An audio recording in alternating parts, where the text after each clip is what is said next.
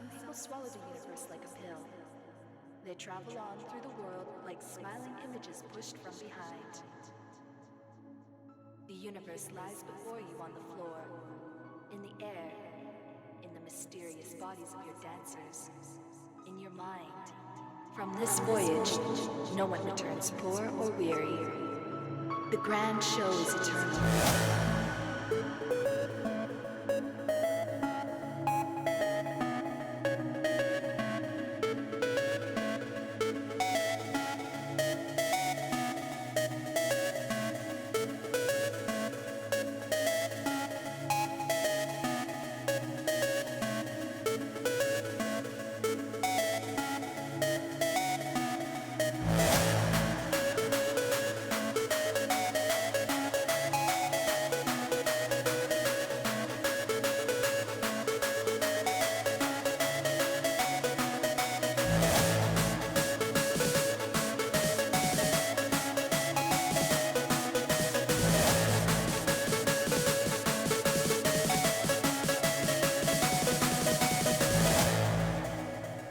Universe.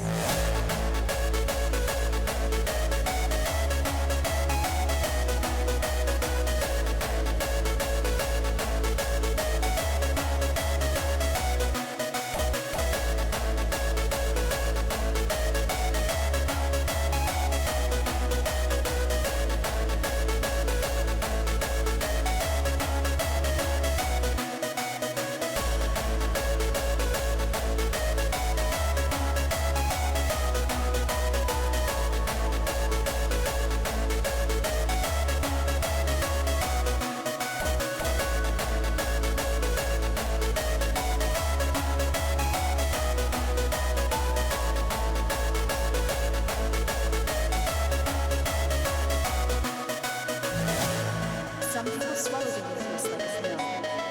They travel on through the world like smiling images pushed from behind. The universe lies before you on the floor, in the air, in the mysterious bodies of your dancers, in your mind. From this voyage, no one returns poor or weary. The grand show is eternal. The universe.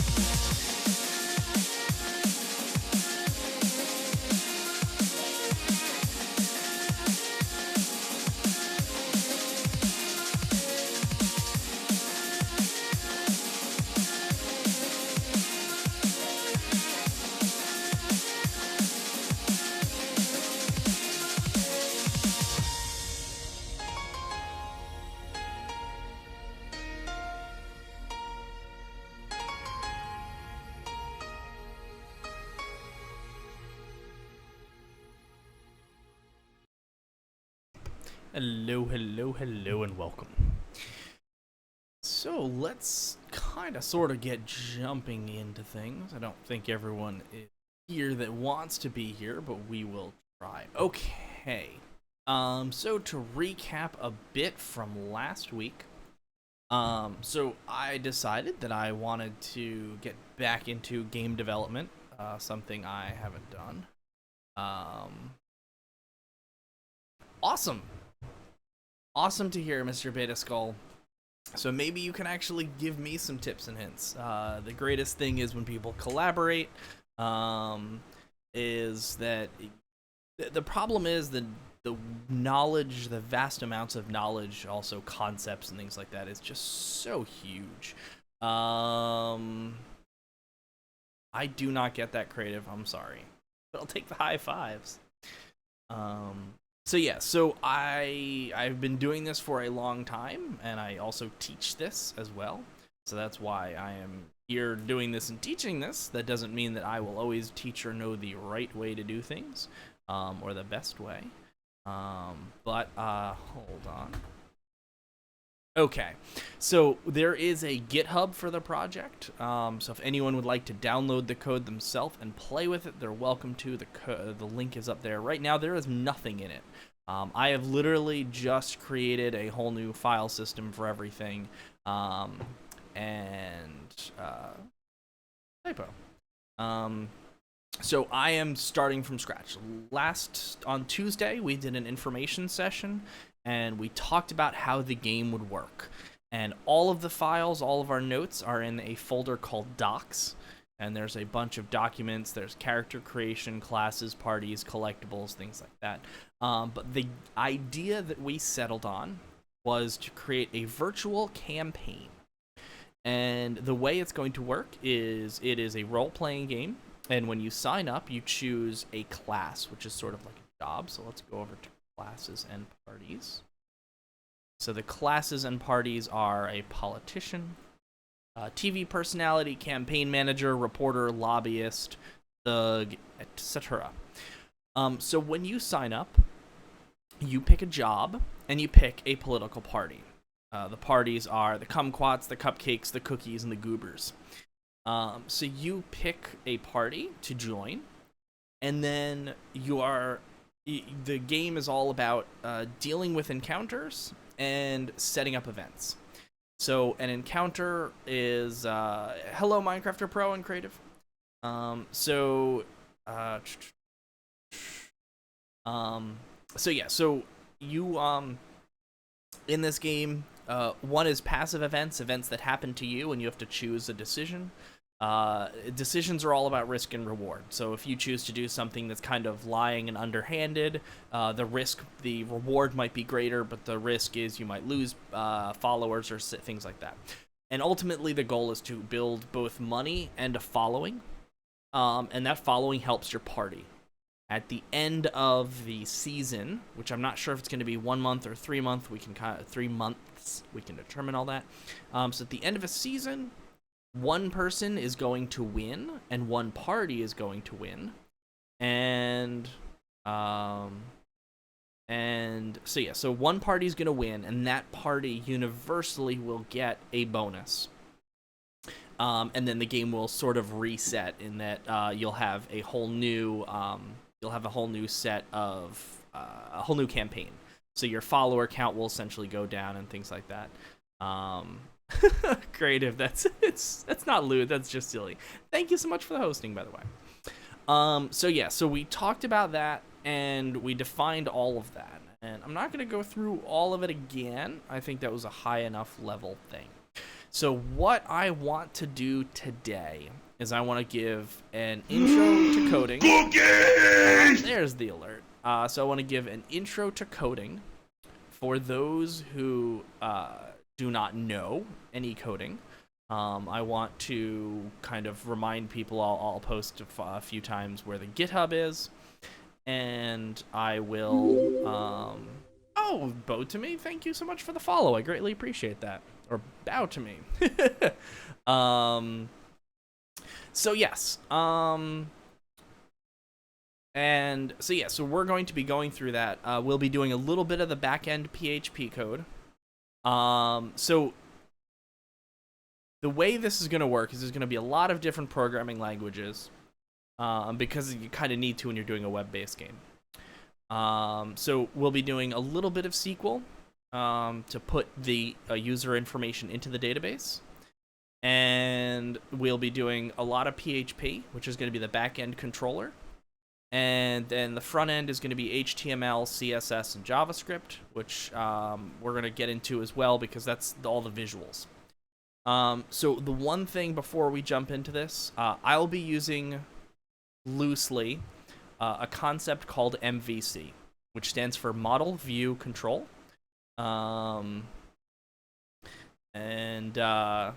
Mr. Beta Skull, then you will be learning some good new jQuery, hopefully. And wow, congratulations, Minecrafter Pro. Evolving Saga is not easy to... Mr. Beta Skull, thank you so much for that follow. So MVC is a programming concept that keeps your model, which is your data and the way the data is structured, your view, which is the way the data is displayed, and your controller, which is how the data is manipulated, completely separate. So for the most part, the view is going to be entirely in JavaScript and HTML. So everything that the user sees is going to literally just be the script, the back end, the PHP, giving data to the front end, and the front end is just going to display it. The back end is going to do all the thought. It's not going to tell the front end anything about how to display it. It's just going to say, here's data, you do what you want with it. And then the controller, or the model, is just going to be the database, and all the database is just going to store data. It's not going to have any logic as to how things should be happening and things like that. So I'm probably going to go very quickly through this. If anyone has any questions, doesn't understand something, whatnot, please ask. Questions. So the only pre-existing code I'm putting in here is my server configuration, which is filled out, but this is a dummy. This dummy is going to get checked in. So what this is it creates a global variable called config, which is an array. An array is a single variable. Sorry, Creative, we're not going to do songs because I would like to be able to upload these to YouTube. I think these will be very useful, so I am going to treat them as tutorials, and I don't want them to get muted. But you're welcome to play your own music. You are 100% welcome to play your own music in the background. Beta, yes, I will be using 100%, well, not 100% object-oriented. So object-oriented programming is when you take a concept and you roll it into an object, so it's reusable. I will be doing that for the most part where it's necessary. PHP, you don't need to have everything. And yes, they are wonderful political parties. I will be doing a mixture of a lot of different things. So this, all it is an array, and it stores your host, your database host. I have a server that this will be on so people can play, but at least for local testing, it's going to be my local host. You've got your user and your password. So this is pre-existing code I threw on here. The second pre-existing code is a database utility that I have. This is object-oriented. I am not going to walk through it now. It is a fairly simple, very simple actually, database code that just gives you access to two functions. One is query and one is query1. And these allow you to very quickly and easily do a bunch of different things in MySQL that just make things a little cleaner. They're really simple. I will walk through them at another time. And what this also allows is I can do error tracking, I can do performance testing, I can do all these things. Exactly, Mr. Beta Skull. That is exactly what's going on here. Okay, so yes. So This is existing code, which I'll walk through at some point. Other than that, everything is blank. Everything I will be writing from scratch and doing through here. So we are going to start in our index. Rid of this. We don't need this. So our index.php. This is the main controller on a website. I'm not sure if you've seen. There's index.html or index.php. Ultimately, it's a naming convention. Sorry, I have to put my air up. It's a naming convention that is used so that the setup server or default servers know that this is the initial page to request. So HTML, very briefly, if you're completely unfamiliar, HTML is just a set of tags and data between them. So your entire body is wrapped in HTML. Hello, Tyler. How are you? So your entire HTML document is going to be within, this is a starting tag, and an ending tag has a / in front. This is your start, and this is your end, and my IDE highlights that and shows me where the start and end is. My head is my header. So think of this as your heading information. This is all the stuff that you tell the browser, hey, this is very important, you need to load this stuff. So the first thing I'm loading is actually from the Google hosted libraries, which if I bring up here, Google has this wonderful, amazing thing called the hosted libraries. Export and Kill is, we are making a web-based free-to-play role-playing game. I should have a command up at some point with an explanation of all that.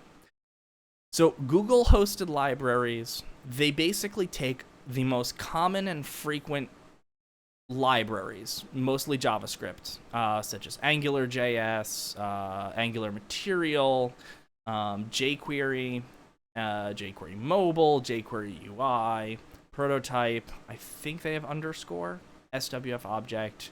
So yes, they have a few titles that are a few pieces of JavaScript that you can include that are here, and the main use for those is, so the way that your browser works is if it's already requested a file, so if it's already downloaded it, it won't download it again. So hundreds of millions of websites are using the Google Code one. So when someone tries to go to your website, if it's already using the Google Code one, it will try and download it and go, oh, I already have this file, and not download it again. So I think the jQuery library is like 200K. So basically you're saving the user 200K worth of downloading something. And it also means then you don't have to include this in your project because there's no reason to do that. So this is the jQuery library. jQuery is basically a set of extremely useful functions that's written on top of JavaScript. So JavaScript is a programming language within itself, and jQuery is a way to make that a lot easier. So it provides a lot of functions that are just a little more obvious to use, a lot of things that would normally take maybe 50 lines of code and makes them 3. So it does add a little bit to the loading time. It adds a little bit to the to the processing time, but the amount it adds is nominal compared to the value it adds. The next thing we have here is a link. The link is a style sheet. It is typed text CSS, and it is campaign.css. If you are unfamiliar with what CSS is, it stands for Cascading Style Sheets. Exactly. Angel, things are going well. And yes, as Mr. Beta Skull has noted, if other people have done wonderful work and it's free and you can legally use it, which jQuery can, you should borrow it, or at least use it. So CSS stands for Cascading Style Sheets, which is just basically a very advanced word of saying making things pretty. So yes, so this is going to control the way everything is displayed, and I will show that pretty quickly as well. And then the last thing is we have, hold on. Sorry about that. The last is an inclusion of a JavaScript file, and this is where we're going to put all of our JavaScript code. So that's our header. So then we have our body. Body is exactly what it sounds like. And so the body is where the text goes that we want to see. Right now, all I have is welcome to the campaign. I don't have a finalized name for it, so for now the game is called The Campaign. It can change later, who knows. So if I go to this website, I see welcome to the campaign. Really boring, right? Terribly boring, exactly. So let's start by at least making something an H1, which is a header tag. Okay, so welcome to the campaign. Okay, wonderful. So the first thing we're going to need to do is I'm going to create a division, or a div, and I'm going to call it game board. I did it, yeah. And another thing you can put in as a title. The title is what shows up in the top tab. So the campaign now comes up, and we've got an H1, so now it's big. And let's go back to okay, there we go. So let's close that because we don't need to see. Okay, so I have something called game board. So game board is it's a floating thing. A div stands for division. It's really just a way to separate things. So I haven't fully fleshed all this out in my head, so I'm kind of winging exactly how I want to do this. But my thought is to have things in two sections, a left side and a right side. And that way, if things are on mobile, they just go top down. So our game board, so we're going to have div ID is left side and right side. We might rename these later. Okay. So I just want to talk a little bit about the indenting. Indenting is extremely, extremely important because indenting shows you what is owned by what. So in this case, these are children of this. Why is that important? It's important because when you have hundreds of lines of code, it can be really, really hard to see where your starting and closing tags are. It can be really hard to manage everything. So tabbing helps you figure out where things start and end, because the same tab line, as you see there's even a line drawn, the same tab line is your starting and ending. I thankfully have a wonderful IDE, which is a development environment that automatically does all that stuff for me. But if yours doesn't, no big deal, you can do that. Okay, so I'm going to put a header 2 in here, which is going to be create new account. And then we'll have here sign in. So sign in clearly won't work as we're doing this. I'm using IDs because I want these to be unique. So beta is bringing up a good question. So in HTML, you can have two things. You can have an ID, which has to be unique across the document, or a class. A class doesn't have to be unique. So a class, for example, I can have class green.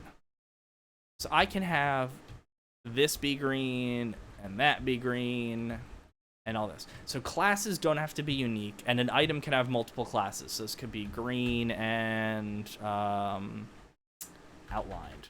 The names don't actually matter. I'm just being verbose here, and I'll get into that a little later. I use IDs whenever I want something to truly be unique. So my left side, I don't know what I really want to put in there yet, but I know that I want that to be unique. These are my unique items. So I prefer to use IDs whenever I'm doing something unique. All right, so creating a new account. So the first thing we're going to want is we're going to want to do an input. Type is text. Our placeholder is your email, or just email. And we're going to give this a class, and this is going to be sign up input. All right, so to create an email, create a new account, I guess let's see. So if I go back to my documents and we go to character creation, and I make it bigger. So we want a name, a basic description, age, and okay, so we need, all right. So since this is getting it started, let's go with, so email, we're gonna need this an ID, which is sign up ID, sign up name, character name, and then let's see, and then we need checkbox, type checkbox, and that's self-closing. I agree to the terms of service.html, which I will need to create at some point. Terms of service are going to be that you are of legal age, which is 13, to use this. Otherwise, we have to have wonderful, terrible, horrible things to make sure that works. All right, so create account. Okay, so I have not styled anything yet. This is just code. I've saved it. Okay, so as you don't see, because I have to switch over. As you see, it's just a bunch of gobbledygook. By gobbledygook, I mean you have an email, you have a character name, you know. So this doesn't exactly look nice. So now we're going to want to do that. So the first thing is we're going to want to style this a little bit. And what I'm going to do is make this part of, remember that I have to do that. Okay. I'm going to make this part of here, and I'm going to call this, instead of a header, I'm going to div ID is game heading. So that way we can change it. So right now it says welcome to the campaign, and once you're logged in, it can say something else. Okay, so now if I go over to our CSS,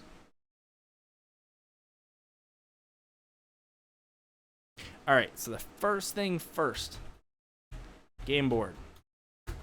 So what I did here, the hash means ID. So I am accessing the ID of game board, and now I'm defining the set of display properties.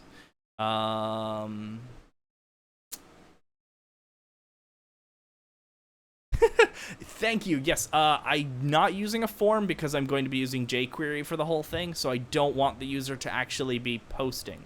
And if you put it in a form, it will post. So I am just going to read everything from JavaScript. So I actually do not want a form specifically. But yes, that is definitely a method to do that. All right, so game board. So the first thing I'm going to want to do is define a width, and let's make it 75% of the screen, a max width, because I don't want it to go huge, so I'll make it 85, and a max width of 720 pixels. Okay, so now we've got a max, so let's do a border. 1 pixel solid, and let's do RGB, which means red, green, blue, and I'll do an alpha channel in there as well. So I want it black, black, black, and then my alpha value will be 0.3, so it should be a light gray. And I'm going to add a border radius to it, which is, let's say, 4 pixels. Why not? Okay, so now if I just do this and reload, as you see, it gives me that, but everything's still kind of So the first thing I want to do is center it. So I'm going to display. So I'm going to do margin left auto, margin right auto. So this is how you center an object that is not text in HTML and in CSS. The reason is, so each object has, each object has space on the inside, which is called padding. It then has a border, which is what you see here, the border. And then it has margin, and margin is the room outside. So ultimately what you're doing is by saying margin left and margin right auto, you're saying space this and this exactly the same. So that will actually create some spacing so that it's in the middle. So if I save beta, you can always suggest. Always, always, always. So now, as we see, after doing the margin, it is now nice and in the middle. So that is that. Okay, so if I go back here. So now that I have this, as I mentioned, we have margin and we also have padding. So padding is going to be, let's say, 6 pixels. I don't want things to just kind of run in. So I'll quickly change that and go here. And so all that did, as you see, it just made a little more space there, a little more space there. I think I want a little more than 6. Let's go back here.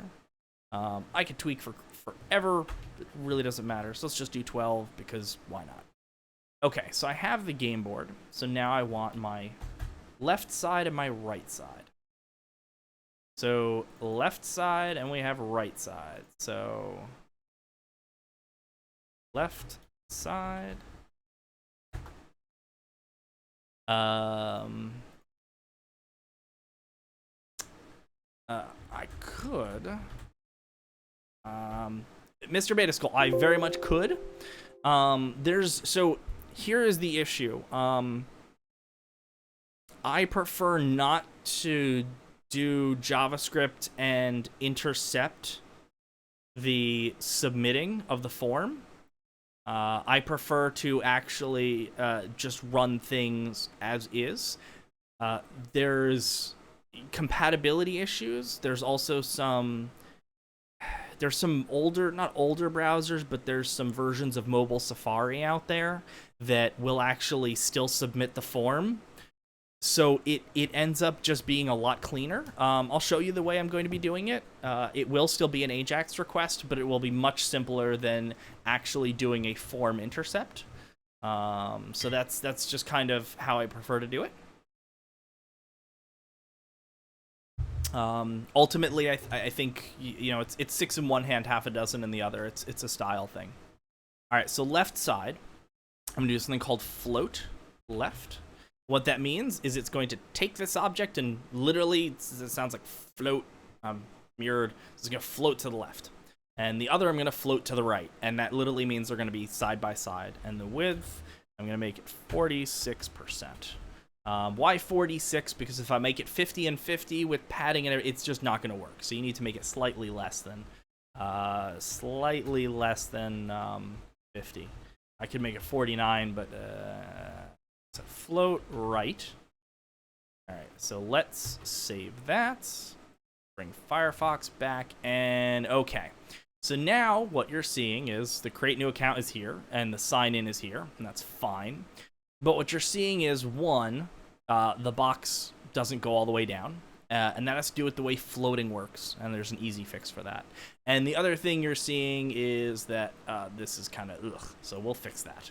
Okay, so going back to code. So in here, so the easy fix is when you have things floating, you make a new div, and it's got a style of clear both. And that means take this new object and clear both your left and your right floats. I do that, and I quickly go back just to demonstrate. So now this fills up the entire window. So there's that. Okay. So now let's clear up the create new account. So the first thing I'm going to want to do is go to my code. And if I take a look, I have a class called sign up input. So I'm going to style that. And so the first thing I'm going to do is make it rounded a little bit because I like rounded. Border radius. What I do for here? I did 4 pixels. You know what? That could be more. So I'll make that 6, and this will be 4 pixels. All right, so we've got a border radius. Another thing I want is to add some padding. So it's padding 3 pixels. I'm just kind of making these numbers up. You're welcome to do. I mean, there are people, especially designers, who have mathematical formula for what's the right thing to do. I'm just tweaking. You know, it's all kind of feel. Okay, so border radius, my width, I want it to be 100%. So that's 100% of its container, so wherever it's being held. I reload this, Firefox. All right, so now, as you see, this is good, but it clips a little bit on the edge. And this is what I was talking about when I was talking about like 100% and things like that. Like sometimes you just gotta go a little less because there's other things going on. So in this case, let's make it 95%.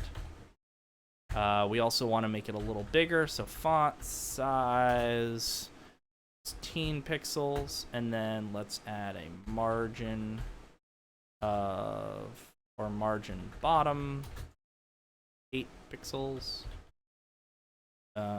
Okay, sorry. Okay, so what I added here was I added a font size.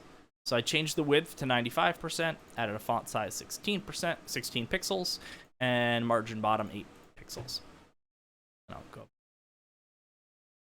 So now, okay, now I'm doing this in Firefox, and I'm doing this in Firefox mainly because Firefox has this wonderful, amazing tool called Firebug. Every modern browser nowadays has an inspector in it, and what that allows you to do is take a look at code and inspect it. What does that mean? So if I inspect Firebug and you can't see this, which is awesome, so let me quickly add, hold on, a window capture for this.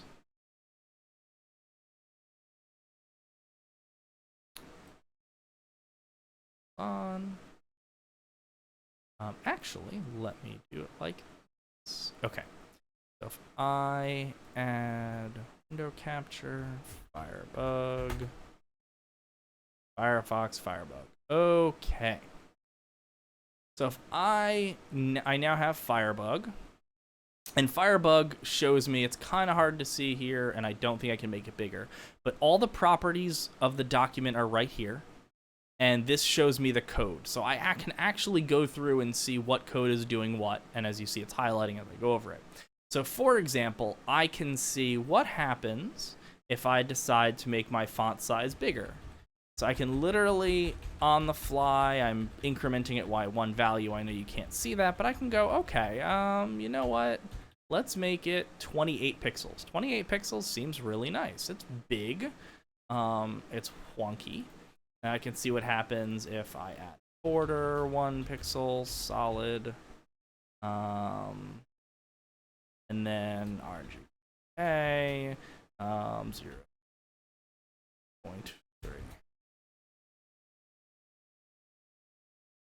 So yeah, so I can play with things on the fly and see how things change, and then I can copy it. So it also works really well with JavaScript and things like that. So that is why I use it. So let me close that. Copy. Oh, and I will put that back here. Okay. So I changed that, so that's going to be much bigger. So we have this, and we have the create account button. So let's style our buttons. I'm going to get really boring here with the style. We can go much crazier later. So let's just do button. So button is Minecrafter Pro. The animals will attack you if you attack them. That's how it goes.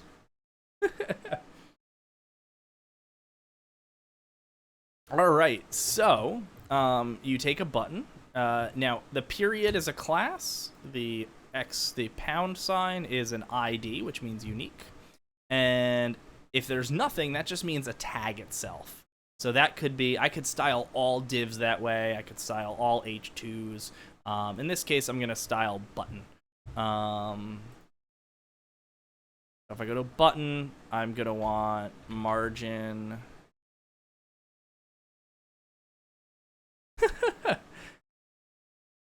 Yeah, I have a. I started out playing Minecraft and I created a very difficult mod pack. So margin, let's say 4 pixels.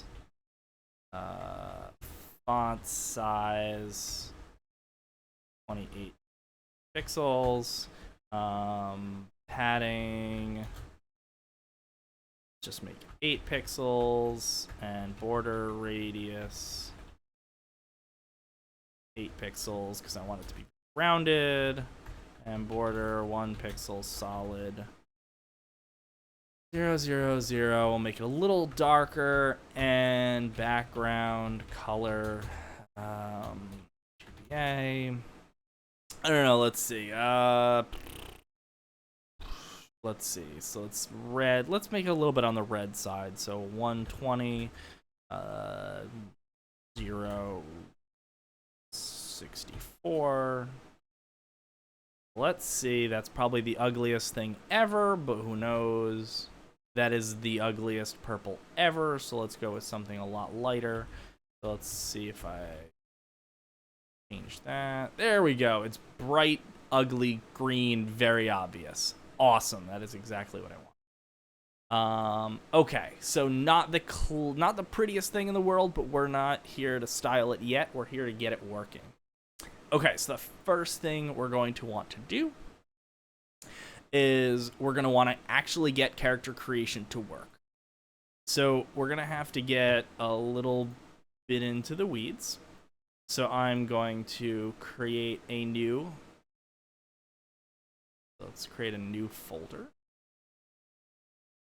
Directory. I'm going to call it objects.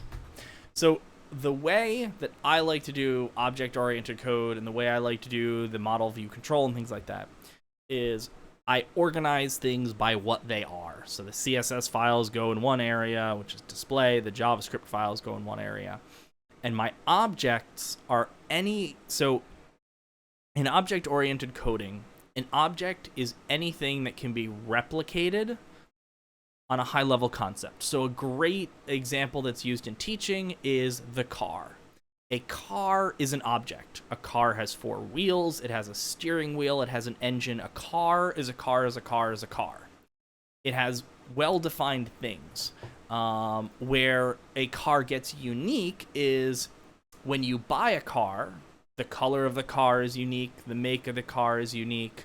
So there's certain properties that are unique, but every car has a gas pedal. Some cars, the gas pedal doesn't work, but a car has a gas pedal, so it has functions and things like that. So what an object is a framework for thinking about data. So what it is saying that anything that is a car, or in our case, a user, is going to have the following data elements. So that way, I can program accordingly, I can create the database accordingly, everything else. So that is the high level. Object-oriented coding and object-oriented programming is a topic you could spend a whole year on. But we're not going to focus on that right now. Okay, so I'm going to call this a player. You know what? I'm going to call it a user because I always call things users. And if I don't call it user, then I'm going to go. All right, so I create a new user. So I created a new file just called user.php. And I get a little window, which you can't see, which is right here, saying, do you want to add this to Git? And I go, yes. All right. So let's make it bigger. Okay, so the first thing here is this PHP. And this means anything that's within this tag, between that and that, is interpreted PHP code. So this is code, which is why it's giving me errors. whereas this is not code. So anything that's outside of this doesn't actually get interpreted. The programming, it just outputs. So all you'd see in this case is you'd get an error because this is not correct, and then you'd see this is not code. This thing here, this is called comments. So these are things that are in the code that you're choosing to have the system ignore. They're there so that when you go back on your project 6 months later and go, what did I do here? You look and go, oh, that's what I did here. So I don't care about any of this stuff, and let's talk about it. So this is the user object. It holds all the data about the user as well as all functions related to the user. Okay, so we start in PHP when you want to create an object. Objects are called classes. So you start with class and the name, user, and then boop. All right, so in programming, there's an opening and a closing something. Different programming languages have different things. For example, Java, JavaScript, PHP, a lot of languages, I believe C and C++, use braces, the curly braces, these thingies. Something such as, yes, exactly. Exactly, Beta. So anything that's in so to reiterate for those who didn't see what Beta said, PHP, all the code that's in PHP, the front end user will never see. They will never see any of that code. They can, because it's public, they can see your JavaScript, your HTML, and your CSS. So it's good to have as much logic in your PHP as possible so that one, your game can't be cheated. And two, so that your game can't be just flat out stolen. Now, I'm giving the code away for free, so I'm not worried about being stolen, but it's still useful. Okay, so some things like Visual Basic have an end statement. It's all different, but for the most part, curly braces are the way to go. So that means start and open. So anything that's within these two braces is part of this object. So I'm going to have to pull up my docs, and we're going to look at, do I have it in the character creation? No. Okay, so it's not in character creation. So let's look at maybe classes and parties. No. So let's see. Skill list. Okay. Boop. Okay, so now here's where things get interesting. So there's lots of ways to do things like skills. So a skill could be, you could do a skill as a defined value. You could do a skill as, you could just simply have an array of skills. I'm going to do things a little more verbose because it'll add a little more code to the project, not a significant amount. And it'll make it a little less flexible, but it will make it easier to read and a lot easier to do data analysis.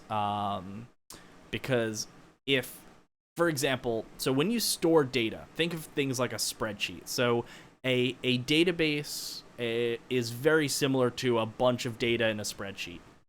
It's just a bunch of rows, but you can do really, really, really powerful, very quick querying of that data. So I could say, give me, so here's the set of skills. So I could say, give me everyone who has combat skill of 10, or give me everyone who has combat of 3 and schmoozing of 5. So I can easily say all that kind of stuff, and it'll give it to me really quickly. So as long as the data is stored in a way that I can easily say combat is 4.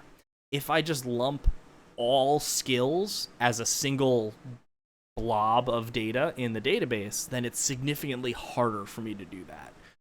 So that is why I'm going to choose to do that. Okay, so I am going to do no, all right. So I'm going to do a public, which we'll get into at some other later time. So public strength equals 0. So what I'm doing here is, in PHP, if you have a $ in front of something, that means it's a variable. A variable is anything that can change. A variable, now, where do I get into this? PHP is something called a loose casted language, which means a variable can be any type. So right now I said strength equals 0. So what that means is that I could just use var. But isn't var by default public or private? I guess either way. So right now, strength equals 0, which is an integer. But I could, in theory, say creativity equals happy. Happy is a string.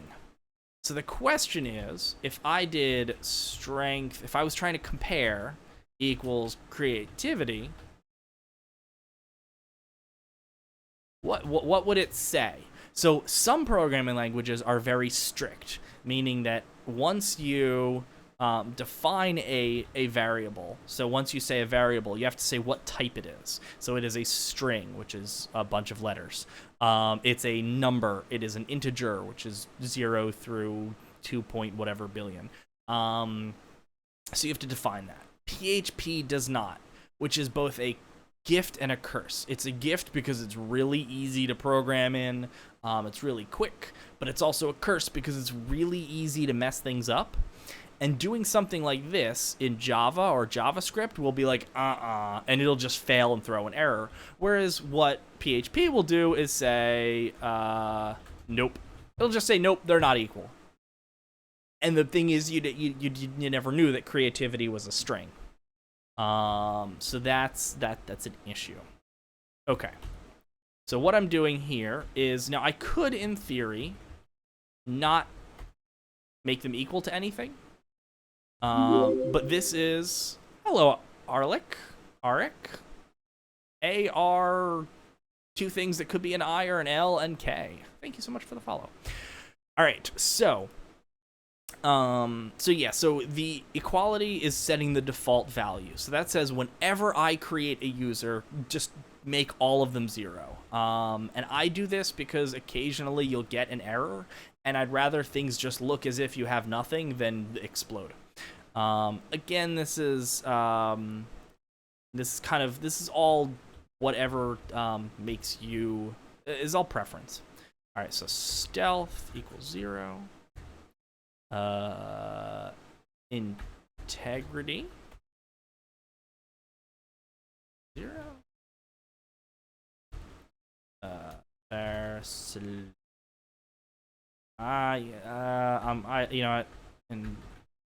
Investigation is what I'm calling this. Var charm equals 0. Var fundraising 0. Var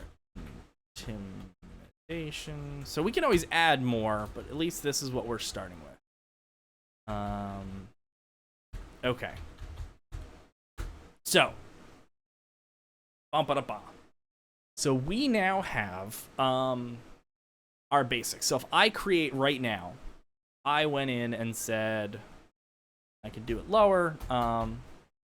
If I said user equals new user, and I, for example, echo, which echo just prints out the value. If I did user strength, it would do 0 because the default is 0 and that's it. Now, the way to do a user object and the way to do loading of objects, so things there's 1,000 ways to do it. There's no right way to do it. There's a bunch of wrong ways. I'm gonna show you the way I do it. Okay, so PHP has a really, really, really nice a really nice way of having a class, having a function. So I'm gonna have a function in here, which is create, which I'm pretty sure. I usually don't hand type these. Hold on. No, it's construct. Sorry. I'm sorry.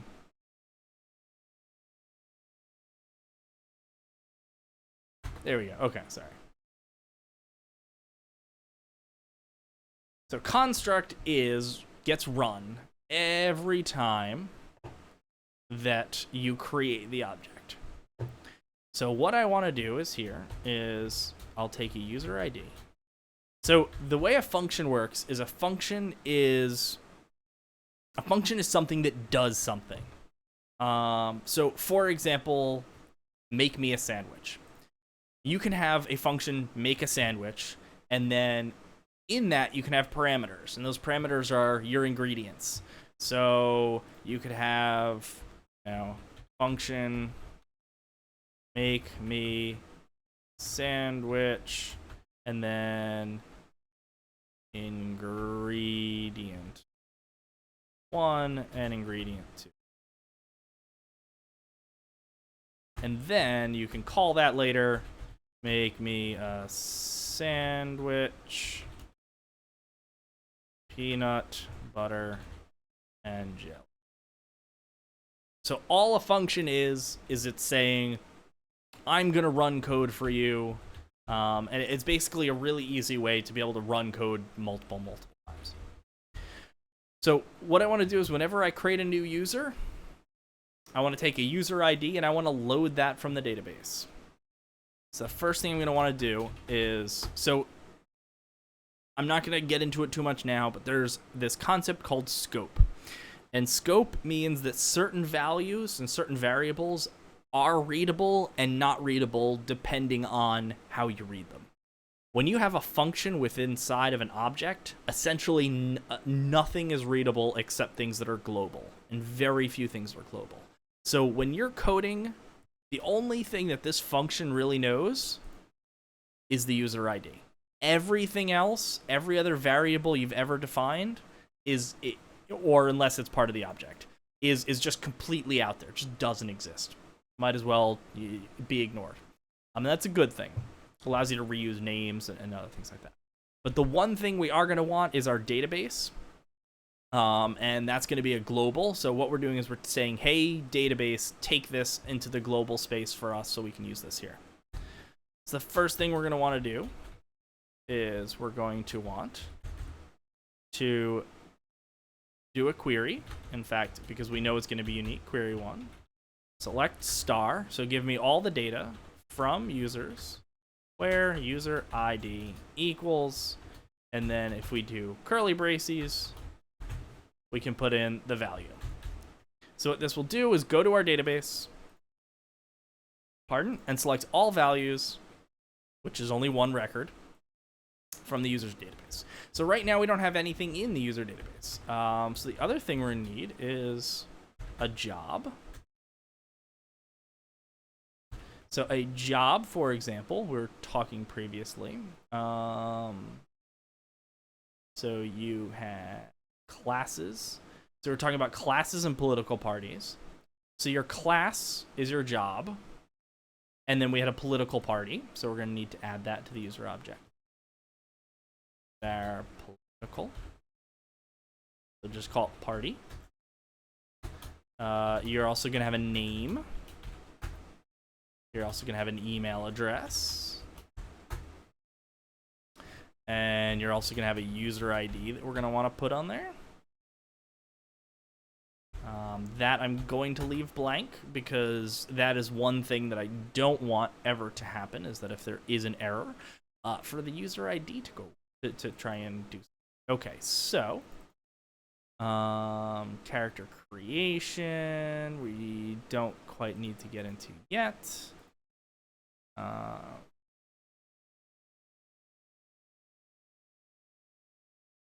Okay, we are going to need at some later point there your vehicle and your clothing. I'm going to call them personal items. Personal items. Okay. So I think that should be good for now. So now what we need to do is we need to go to the database and create this. I'm going to move this over here. And I'm going to go... All right, so I have my database open. So I have 0, let's zoom in a bit. So I have nothing in here. This is completely empty. I have a database called the campaign, and it's got nothing. So I'm going to create a new table called users. How many fields do I have? 1, 2, 3, 4, 5, 6, 7, 9, 10, 11, 12, 13, 14, 15, 16. So let's just say 20, so if we remember anything. Okay, so the first field is going to be our user ID. It's going to be an integer. I'm not going to get into all of these. I'm using, for anyone who's interested, I'm using PHP myadmin, which, when it comes to MySQL administration, is the best free thing I've used out there. There are there's tons of other things. The most important thing I want here is I want to make it my primary index, and I want to auto increment. And that means that it's going to, every time I insert a new row, it's going to automatically add to that number. So the first user I create is going to be user ID 1. Second user I create, user ID 2. So I don't ever have to keep track of that. It will automatically do it. And an index is basically, an index is MySQL or any database will store the data in a way that is easy to retrieve later and quick. The concept of indexing and Boolean trees and all that wonderful jazz, I can get into it at some later date. It just doesn't matter. The important thing is to know, if you're going to ever be searching data, you want, especially frequently, you want it indexed. That's pretty much a good rule. Okay, so we have our user ID. We'll have an email address, which is we need a password. So the email is a varchar, which means a variable number of characters, which oddly you actually need to put a length in. It's a long story, just trust me. The maximum length of initial varchar used to be 255, so it's ingrained in me that it must be 255, but you can actually put higher numbers in there. But I don't think anyone who has an email address that is more than 255 characters should be playing this game. Okay, so we're going to need a password. We will encrypt the passwords so that anything that is stored in this database, should the data ever be compromised, then it really won't matter. They'll basically just see gobbledygook. There's a lot of different encryption methods, but we'll... All right, so now we need a name, which is another variable. All right, now we get into the skills. So we have strength, and that's going to be an integer. And we have creativity. It's an integer. Stealth. Integrity. So what's useful to point out is, as you see, there's a lot of things I'm just completely ignoring. All this stuff over here. When it comes to programming, there is just so much stuff out there. The amount of stuff and possibilities is just huge. It's impossible to know it all. And the best thing you can do is try.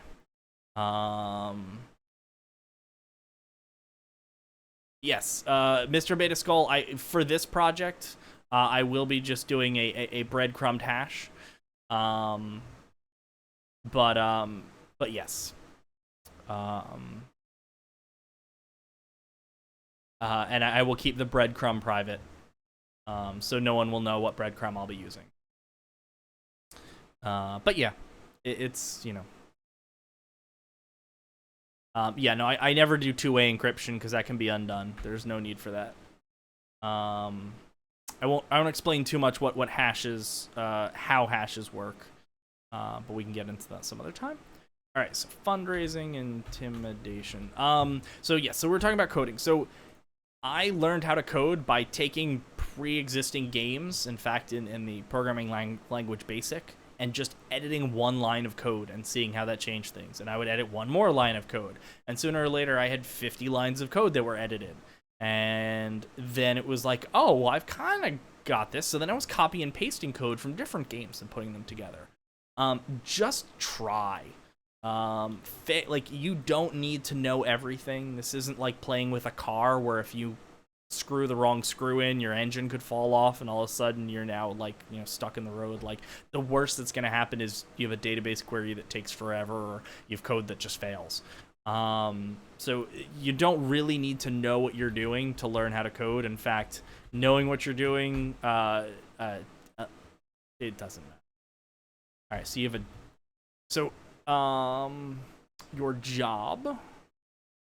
So here's the thing. So here's what I'm going to do. I'm going to create a job ID, and that job will link to an actual job with a bunch of other information. We have a party ID, which will also do that. You have a name and an email, which I put up here, an email and a name. And your personal items and vehicle will be in another database that we will worry about later, another table. All right, so I've input all this, and I'm going to save. The storage engine, because I do not expect us to have millions of users, doesn't matter. My ISAM should be fine. If you choose InnoDB, it'll be a little fast. It really doesn't matter. One thing also to note, your collation is basically what type of text you want to store. So in this case, the email address is UTF-8, and that means special characters are supported. So for example, if this, for name is most important, if name was not UTF-8, if it was just like, there's a lot of different Latin ones, it wouldn't support accent marks. And it wouldn't support things like that. So if someone put in that their name was Français and like there's a bunch of accents in there, it would replace them with non-recognized characters. And it's just, unless you really know what you're doing, I would say UTF-8 general is where you want to be if you're storing text. Unless you're storing text that you know doesn't have any special characters or any non-Latin 26 character, etc. Okay, so we now have a database. We have a table. And this is, let me just, do this, let me, got my database set up correctly. Switch back over. Okay, I do. All right, so I don't know if my connection is correct. All right, so let's go to, all right, so let's get back here. Look at my utilities. So database utility. So as you see here, I have my construct, and my construct loads my config, and let's just close it. Okay, and then it creates a connection. It's using mySQL pconnect. There's a lot of different ways to do that. What pconnect is it's a pool. So what it does is it creates a connection and leaves it open for a little while, and if a new connection comes in, it utilizes that. If there's no connection, then it creates a new one. If there is one, it does. It's 6 in one hand, half a dozen in another. There's, if you're familiar with PHP and pair, there is a pair MDB2 library that uses mySQL pconnect really well. If you're just playing around and learning, then it really doesn't matter. Okay, so just simply connecting. So the first thing, another thing I want to do that I find very useful is I create an includes document. And the includes is basically a controller. So create new PHP includes.php. So this handles loading all the files I actually want to load. So, hey, J Dragon, thank you so much for the follow. So loads important files and classes. So in PHP, I can write my code in a bunch of different files. So I have my index.php, I have my server config, I have a bunch of different files. And that allows me to organize my code in a logical way. So I can say, oh crap, I need to edit the user object. So I go to the user object code. So instead of having to have everything in one giant file, Catastrophe, thank you so much for the follow. So instead of having to have all my things in a million different files, I can do that this way. And then what an include is an include says, add this file, add this file, add this file. So basically, it also can be considered like loading. So it's, hey, load this file. Hey, load this file. So the first thing I'm going to want to do is include my configuration file. So include config server underscore config.php. Okay. So that will include my server configuration is what has all of my server information. So that's right now it's just my database, but I might have other variables. So important to do. Okay, so great. So let's include that. The next thing I'm going to want is my utilities. And I'm going to include database util. Then, so I've done this in the past. I'm going to be verbose here to be clear. I used to do it so that I would go through the utilities and the objects directory and load every file that's in there. It allows me to quickly and easily add new files, but it's completely unnecessary. You just have to remember to add the files here once you've created them. So objects, user.php. So for those of you who don't know or are unfamiliar with Linux, or unfamiliar with file systems, period means this directory, the directory I'm currently in. So this is a relative path saying from here, load these things. Okay, so now that I have these, so all that I do in my includes is I load files. So I'm loading up this, and this. So as I add new files, PHP files, I'm going to have them. So the first thing I'm going to want to do is in my index, way up here to my top. And in here, if I can type, I'm going to include includes.php.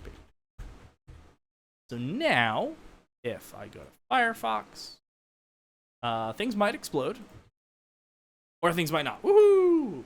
So it looks like absolutely nothing has happened, which clearly nothing has, because we haven't done anything, but all the files are now there. So we can actually test that theory. So if I go back, all right, so now I know that my include, so I can now use everything that was in here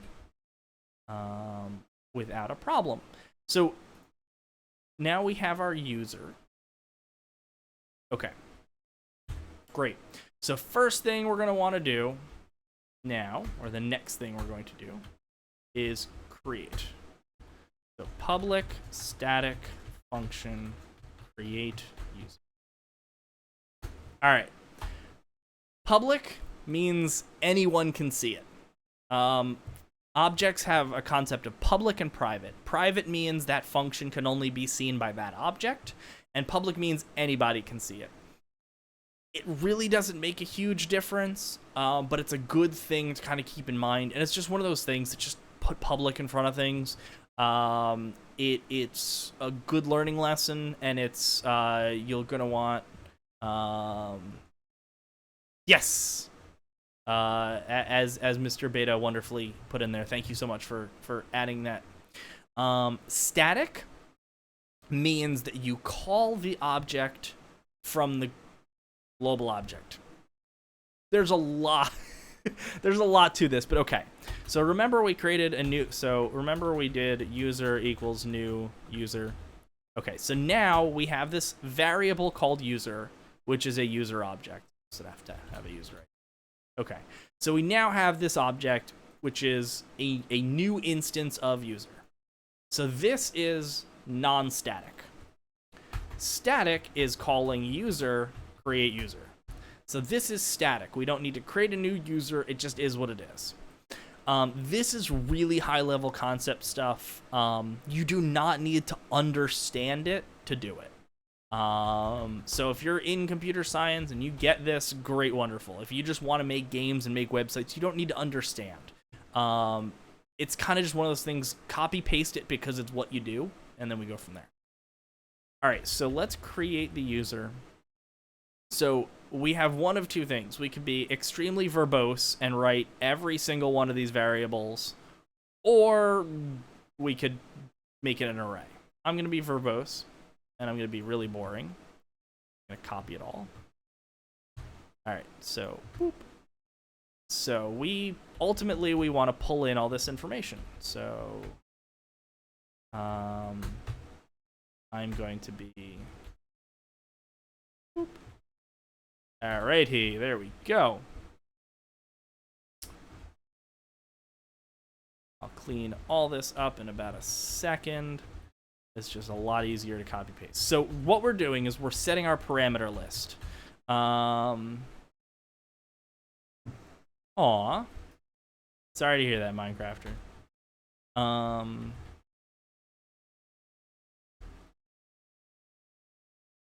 So ultimately, what we're going to do is when we want to create a new user, we're going to pass all the values to this, and a new user is going to get created. So the first thing we're going to try is a bland creation of a user, and we're going to make sure that works. And if that works, then we're going to actually create the script to create a new user.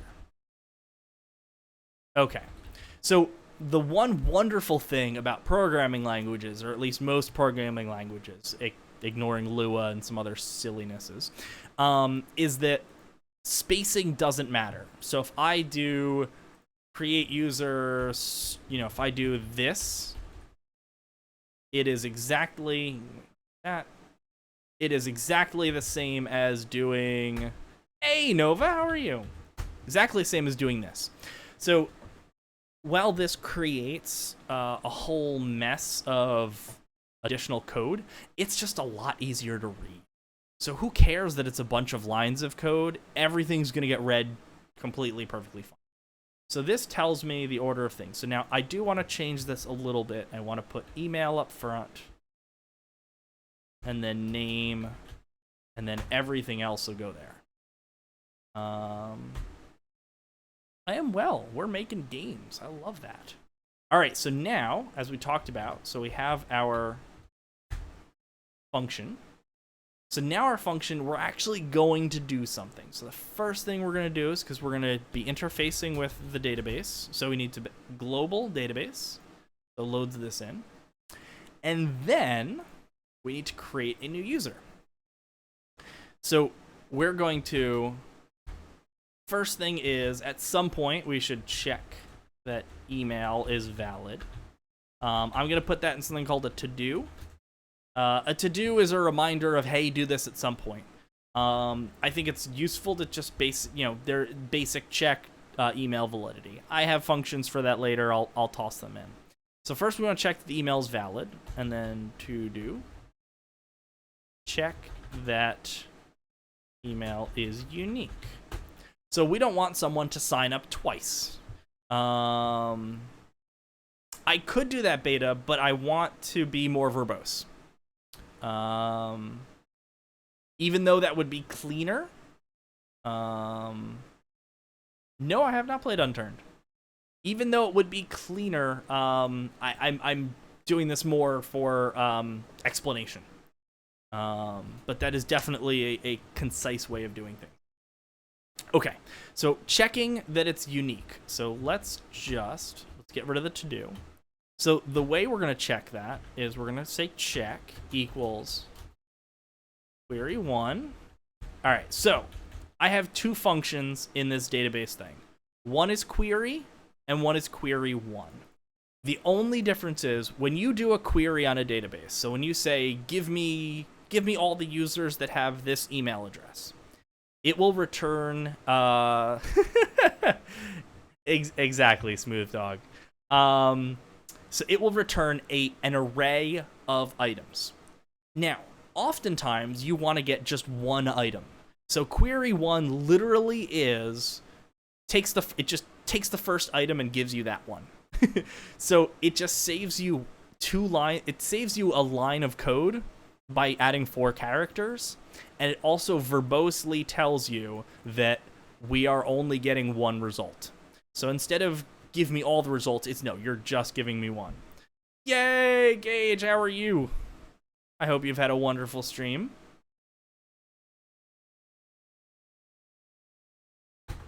Give a nice shout out to another fellow awesome streamer. All right, so select user ID. We got to select something from users where email equals. Okay. So now I could get into a very interesting, crazy, long debate, and this is not the perfect way to do things, but one of the easiest ways to hack a website is something called SQL injection. And what that is someone takes a field like email address, and instead of putting in an email address, they put in something like this. Blah, delete star from star, ha ha ha, lol. Okay. And this is SQL injection. Now, why this is called injection is because technically the SQL will see this. It'll say email, and then it will stop interpreting here. Yay! It'll stop interpreting here, and then I guess you need a semicolon, and then it will do a whole new line of here, and then it'll delete stuff. Now, most modern everythings will not allow that to happen. PHP tries to stop it, MySQL, but people are still idiots and they do that. People sometimes, you never know. So whenever you're inserting a string value into a database, you have to, in some way, shape, or form, transform it into something that's safe. Now, there's a bunch of ways to do this, and this is, and I'm gonna say it one last time, this is not the best way to do it. It's just the way that I know and works. So if you know a better way to do it, just do it the better way. But I'm prefacing that this is not the best way.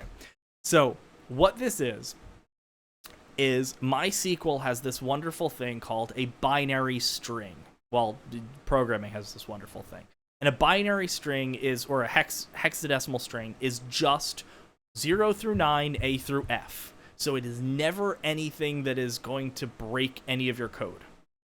And MySQL can read binary strings. So if you put an X in front of your string, then you can do binary to hex and then your string. Okay. So to explain this, so I'm doing a query. The double quotes end my thing. Yes, to-do has its own color in, this is PHP Storm, which is a very, very, very wonderful IDE that is reasonably priced for PHP. So I'm taking a function called bin to hex, and then I'm converting my email. So my email might have started blah@blah.com. Yes, you could do that as well, Mr. Beta Skull, but I prefer it's a long story again. So if I bin to hex, blah@blah.com, then that equals like A9 EF. It's like that. It's one of those things. There's millions of ways to do it. I won't get into the craziness, but yeah. So you just put an X, it knows it's a hexadecimal value, and then bin to hex. Wonderful. Okay, so check is simple. So we're doing a query, we're seeing if the email it already exists in the database. If it does, so now we're going to get into our first if statement. If is set, check user ID. Okay, so if is really simple. If something, do it. If not, I can do that too, Mr. Beta Skull. This is just what I'm doing because I know it works. All right. So isSet is a PHP function which basically says, does this value exist? So in this query, we're trying to get user ID. If there is an email address, the user ID will come back with the user ID. So it will exist. If there is no email address in here, the user ID will come back as null or a no value, in which case this will not exist. So since check is this database query, the result set is it's okay. It's okay, beta. So if this is this is now an array. So I'm checking the array value user ID, which is going to be returned here. Okay, so if this already exists, then I want to return false. So create user, if I call this function, yes.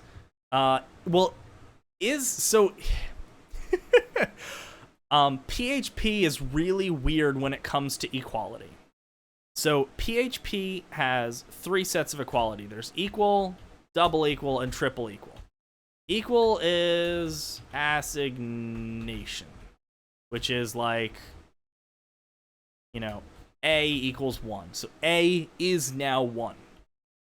Double equals is fuzzy equality. So if is 1 equal to 1 true, whereas 1 equal to 2 false. This is exact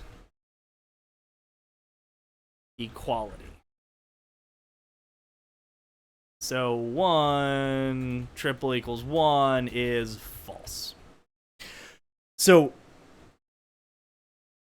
So technically, isSet is the same as double not equals, which is type matching. So it's not so much unequal, it's double and equal. Which is why I just use isSet, because it's a lot easier. So in this case, we're returning false. Otherwise, so what return does is return says, ignore the rest of this function, we're done. Just pass back the value of false. Say, hey, whatever happened, this did not work. Okay, so under the assumption that we've checked that the email address is valid, now we check that it's unique. Boom, we did. Okay, so email is unique. Create a new user. So we're going to run a query. And the query is going to be insert into users. And then we give it a list of values. So let me go back to our database and just double check we named everything. So email, password. Did I put a password in here? Create user. No, okay. Password. All right, so the password is going to be... I could do that too. Oh, you're right. Okay. Yes. Thank you, Mr. Beta. It's not so much that we're checking to see if... Oh, no. We want it... yeah, that's right. Because if the user already exists. So what Beta was pointing out was that... So in PHP, you can use the word... you can use exclamation mark, which means not. So... 1 equals 1 is true. Whereas 1 in equals 2 is true. Okay. So in this case, we're saying if the user ID is set, then return false. What he was recommending is if it's not So if the user ID isn't set, then do all this. Otherwise, continue. It doesn't matter. The code is exactly the same. The only difference, or the outcome is exactly the same. Why I don't do that is it's easy to miss an exclamation mark, and I always prefer, my method is always prefer in the positive if it makes sense. So the check is does an email exist? Yes, an email exists. Return false. So this is a positive, and then returning false. So that to me is a more logical chain that I can remember. So that is why I chose to do that. Again, programming is very interesting in that there's hundreds of ways you can do things. None of them are wrong, and none of them are more or less right than the others. Okay, so email, password, name. So right now I'm defining the fields that are going to get input. Strength, creativity, stealth, integrity, investigation, getting a new line because I'm allowed to do that, charm, fundraising, intimidation, manipulation, and okay, boom, okay. Then, all right, so let's just clean this up a bit. So insert into users.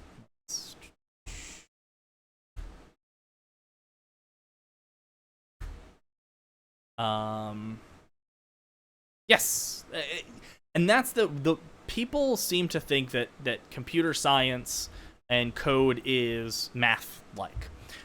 It's only math-like in the Boolean sense that there's true and false, there's if then else, there's that. But code and code style is actually more like writing. There's logic involved, but there's logic involved in stories as well, because your characters have to logically make sense. You have to understand how you get from point A to point B to point C to point D. You can't just say, well, the superhero faced his brutal enemy and then he won. It's like, oh, but that's a boring story. You have to explain it. So code is much more like a liberal art than it is a science. So yes, okay, so we're going to insert into the table users, and then here is all the field names, and then we're going to give it values. So the values are going to be, so we're going to do the email. As I mentioned, the bin to hex, there's lots of ways of doing it, but that's the way I do it. The bin to hex email. We have a password, so the password we're going to encrypt. So the password is actually going to be, in fact, we'll just call it hashed password. So what hashing does, in short, is it runs whatever your thing is, your string is, through an algorithm. Investigation is probably investigation. Thank you.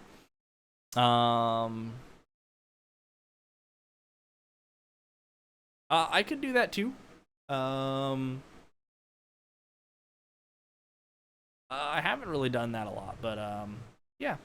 All right. So what a hashing does is it takes a string, churns it through a function, and then returns some other string.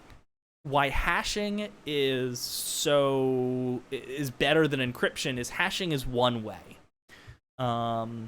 So it is you can't reverse it. And the reason you can't reverse it is because in theory, you could have two different strings, two different words that have the same hash. So because that can happen, if you had just the hash value, you'd never be able to know if it was, let's say cup and bottle both returned the same hash of then if you have you don't know if you got cup or bottle. Now that being said, if you manage to break the hash, which people have, it's completely yeah. So I prefer MD5. There's any level. So MD5, so we're going to take a password, And then what we're going to do is we're going to add a config hash.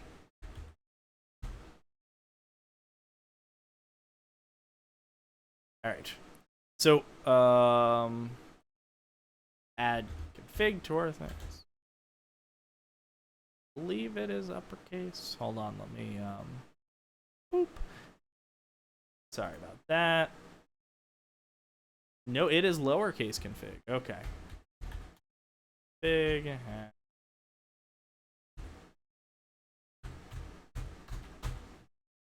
All right. Sorry, boot that. I just had to add it to my server. And when you add a, it's called a breadcrumb. Sorry.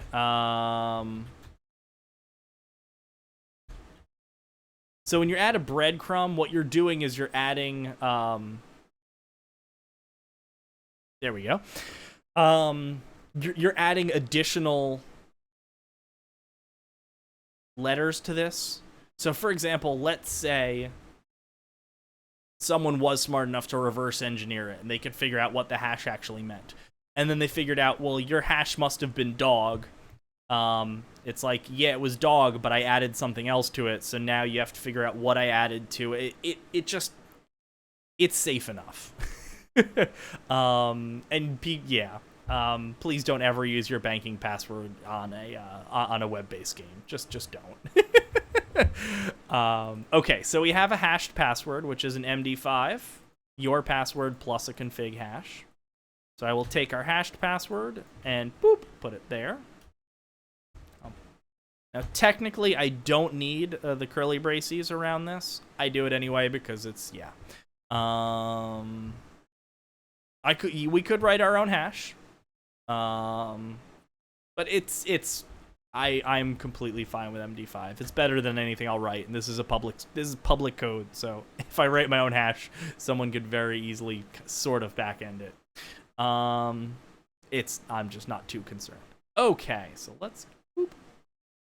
All right, so we're inserting. So we've got our password, our name, which again we want to could potentially be harmful. So bin to x name. And everything else, I should be able to just say strength.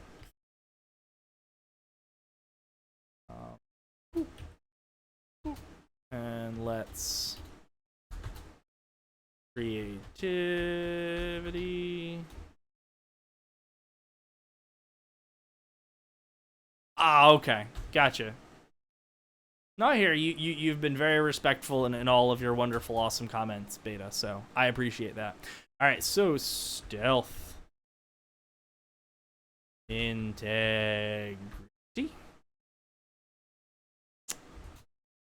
investigation, charm. For those of you who are interested in why I am doing the curly braces, so there's two different types of strings in PHP. There's strings.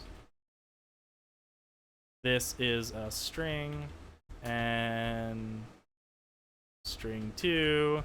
This is a string.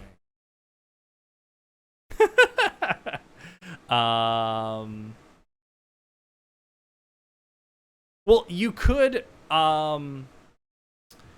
Smooth Dog, you very much could. In fact, if this was a government website, if this was a bank, if this was something I really wanted, I would be encrypting it, I would be breadcrumbing it, and hashing it. So if someone wanted to reverse engineer anything, it would require full source code, or at least enough code to be able to know where the encryption algorithm is, what the breadcrumb was, and it would require the full passwords of databases. So we know that sites like Gawker have been hacked, and everyone's got the password lists. Now, those are hashed passwords with breadcrumbs. So with all of that, in theory, if you knew what the breadcrumb was, you could, with insane amounts of processing power at today's things, it could take, maybe a year or two to crack passwords. possible.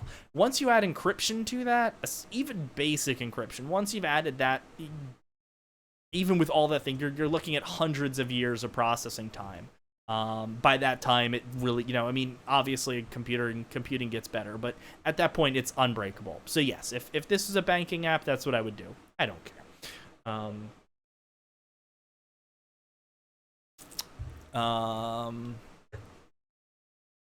Awesome, Shashwalp. Shashwalp. If I got that correct, awesome. Let's. All right. So we have two different strings in PHP. The only difference is this will interpret variables, will not interpret variables.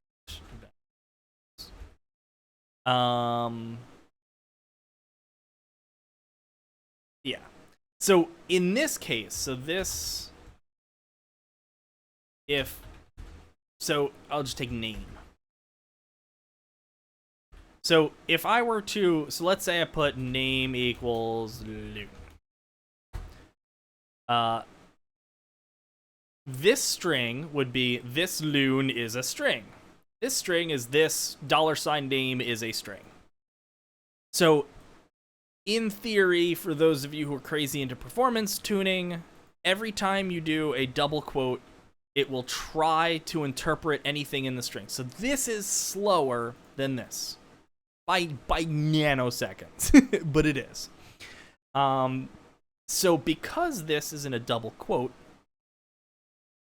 it will do variables, but it only will do simple variables. So if you have for example, an array, so let's just say we have our check user ID. As you see, this is now underscored because this is no longer valid. But if I do parentheses or curly braces, I now can access this variable, and it's fine. So ultimately, if I do string this name is the same as this name, technically these will both evaluate exactly the same. It's just a code style preference. So I realize we got on a bit of a tangent, but I think we're still going to be on target. I think we'll still have functioning login by the time we're done. All right, so fundraising. Exactly. Okay, so fundraising. So we needed some intimidation. And manipulation. Okay, bam. So we're going to take all of our values, we're going to create a new thing. Now, another wonderful thing that my my function does is, or that my wrapper is, if you do an insert, I made a dot. Oh, so I did. Good catch on that one. If I do an insert, it will return back the ID of the insert. So I can actually get the user ID from this. So this function will add the user and then return me the user ID. Awesome. So now, what I can do is, so I've now inserted this new user, so I can say user, I can say return new user, user ID. Yes, I did, Beta. So now what I'm doing is I am so if everything went right, if the email didn't exist, then we create a whole new user, we get the user ID again, and then we create a new user object and return it. A linter. I don't know what you mean by linter. I know what you mean, Smooth Dog, sorry. So, now we have a very, very, very basic inputter. So now we need a getter. So we're creating a new user. So user info. So now we have a user ID. So we're going to do query. So give me all the data from users where the user ID is our user ID. And now I want to set that so to the object. So this strength equals user info strength. So let's do some copy pasta. Actually, I shouldn't have done that. Copy pasta of that. So what's going on here now is we're creating this new object. So like the car instance, we're creating a new instance of user. And now we're setting this object's value of strength with what's ever in the database. So if you have a database strength of 10, that's going to be the new strength. So let's see. We have creativity is creativity. And let's see, let's open up. Keep that open. So stealth. Stealth is... now my IDE has autocomplete, which means that my chance of typo is also... That's another reason why I write these out, is autocomplete will not work unless they are written out. And autocomplete is wonderful in either helping you to not have typos or make sure the typos are consistent throughout the entire code. Investigation. Hold on. It's like a sort of program that will look through the syntax of your code and check what's wrong. I don't know if PHP has a built-in one. I mean, this is an IDE that is telling me I actually have... you can see red dots wherever there's an error, and it will take me to that code and highlight it. So it's very easy to find bugs and issues very quickly in PHP Storm. So investigation, charm,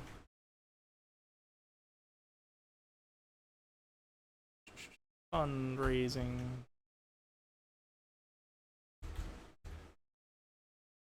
Intimidation.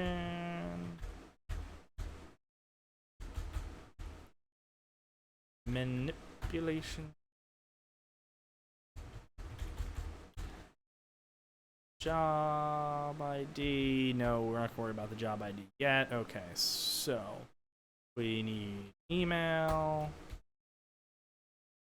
Not going to load the password. There's absolutely no need. And name. Okay, so we've loaded up all the data into this object. To do, load the job. Did I not load party? I didn't. Okay. This party equals user info party. Load party. Do node personal items do load. Okay. So at later point we will do that, but at least for now. All right. So let's create a new tester. New PHP file. Create user.php. Create a really boring file. I'm going to do one thing. Require includes.php. User equals user create user email address. All right, loon at thewizardloon.com. Password. Name loon. Creativity. So let's give ourselves 1 across the board. 1 1 1 1 1 1 1 1 1 1 1 1 1. Is it too many ones? Hold on. Oh, I have name on here twice. Thank you, autocorrect, for telling me that. Okay, so we have name here and name here, so we don't need that. Boop. Okay. So go back to create user. And of course, you're not going to autocomplete me now. Oh, maybe you are. Wait. Okay, so party. The party is an ID, so let's just go with 1. Okay. And my job is 1. So we'll just, all right, so it's 2 and 2. Just so we know it's different. All right, so I can create. So let's try echo this is a test. And then user, email, space, user. So we're talking about the braces before. So this is one way of doing it. So user name. Or another way of doing it is like this.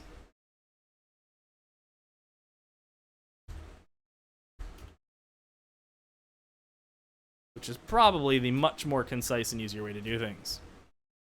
And yes, good point. I should pre.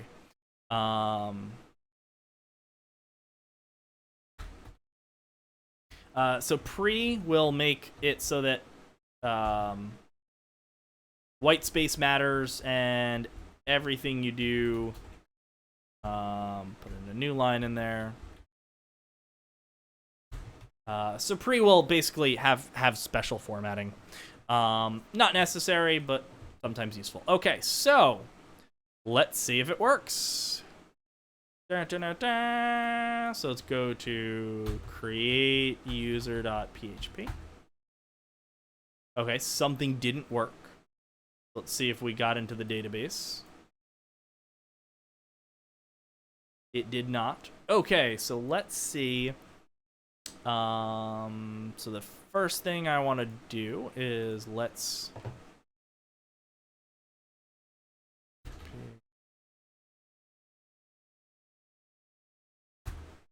get our errors displaying. So error reporting all. So let's report all errors. Set display errors 1. Okay. Well, let's go back to Firefox, and now we should at least get an error. Okay, awesome.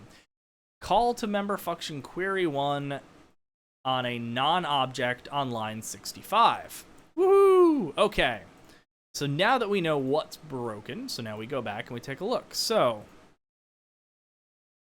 go back to line 65 in user, which is here, db query 1, not a function. So global db, so db is apparently not global at this point. So we have a global db, so let's take a look at our create user. Require includes, so is includes getting included. So we have database utility, but we didn't actually create it. db equals new database util. There we go. So we never actually defined it. Simple, easy, hopefully. Huzzah! This is a test. And then you see that. You see the text. Okay, so let's go to our database. And we take a look and we go to browse. And we have, so this is, as I was talking about, the hash. So this is a hash of my password, which is which I will change at some point. And now I have my user object. So now whenever, job ID and party ID did not work. So let's see why. Okay. So that's also good. I'm glad I took a look. The job ID, party ID. Yes. That I can definitely do. Okay, so I just did some echoing. Let's go to create user. So what Mr. Beta is talking about is, so you can actually, he he wants me to do a printar. I actually don't. I'm just fine doing a. Actually, I'm going to do a var dump. So var dump will take my user and echo it, and I've got a pre going, so it should be okay. So I'm not going to create a new user at this point. What I'm going to do is user equals new user 1. So I'm going to try loading the user again. And then var export. Not var dump, but I use I prefer var export. Again, 6 in one hand, half a dozen in the other. There's better things. So let's go to Firefox. Go back here. I reload. So now you can see that here is I have a user, and it's got this set of information on it. So you can see that we have a user object. It's loading it all fine. So the user ID and vehicle ID are user ID needs to get loaded appropriately. So that's one thing we didn't do, which is useful, and I'll very much explain shortly. All right, so users. So when we loaded, we have the user ID here. So user ID. Oh, not user. This equals user ID. Okay, so we got that user ID. So why did job and party didn't work? Because we didn't actually save them. Job ID, party. Oh. So these are the period. Okay, so let's take a look at our database called job ID and party ID. And that is over here. Job ID and party ID. Okay, so now that you know what, I will do the appropriate instead of calling them job and party. ID, party, ID. Woo. Okay. So now that we've got this nailed down, we have a user creation and user generation. Wonderful. So now let's tie this to the front end. Let's make this exciting and fun. So let's go back to our index. So we have this new thing. We have to create an account. Let's give it an ID. Is create account button. Okay, so now what we need to do is we need to have something happen when you press that button. So let's go to close some of this stuff. Character creation in there. All right. Now I need to load the JavaScript. So campaign.javascript. And let's load up. Okay. So in jQuery, one of the biggest issues with JavaScript is you never quite know when the document, when things have loaded correctly. And the problem is JavaScript, once it starts running, will just keep going. And jQuery fixes that in a nifty way with the document ready command. And that basically delays loading anything until things are really going. I'm going for about 15-20 more minutes. And then I go to sleep. All right. So, document ready function. All right. So, this is one of the things that you do not need to understand. You just copy and paste it. But I'm going to explain it. So, jQuery allows you to use this notation and then do a selector and then use that as a function. So what you're doing here is you're selecting the document, and the document is everything that's within the body. Well, actually, it's a little more than that, but yeah. So the document is everything. And then you're waiting for it to be ready, which means you want everything in the header to resolve. So you want all the jQuery libraries, all the JavaScript, everything that you want you want everything to be loaded. And then What this is you're passing it in an anonymous function. You don't need to understand why or what's really going on, but what you're saying is when the document is ready, execute all code within this block.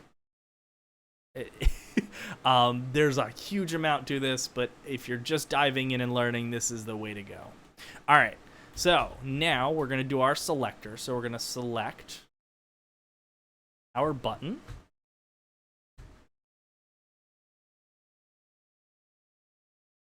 And .click. And then we're doing, again, another function. So create account button. So as I said, we're doing a selector. So what you're doing is you're selecting this element in the DOM, the document object model. And then click is a function. It's an event, and the event is when you click on something. It is also mobile friendly, so it is a tap, it's a touch. Basically, it's an interact, but not a hover. Okay, so create account button, click, run a function. So just to show you that it works, we're gonna do alert hello world Kappa. All right. So just to show you that it works, I'm gonna go back here. That back up. So we go back to our index. So we have, I'm zoomed in a lot, which is why this looks like it does, but I click create account. It says hello world Kappa. Very tiny. Hold on, it's really cold in my room. Okay, so we've got hello world Kappa. Great. So now it does something, but it does nothing. So we want to do something a little more fun. So let's go back to the code and do something useful. So this is where Beta was talking in the beginning of using a form or whatnot. So the way I like to do things is using the Ajax, which is, hold on, the exact.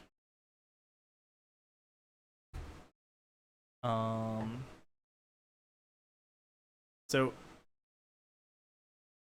what Ajax is Ajax stands for Ajax, and then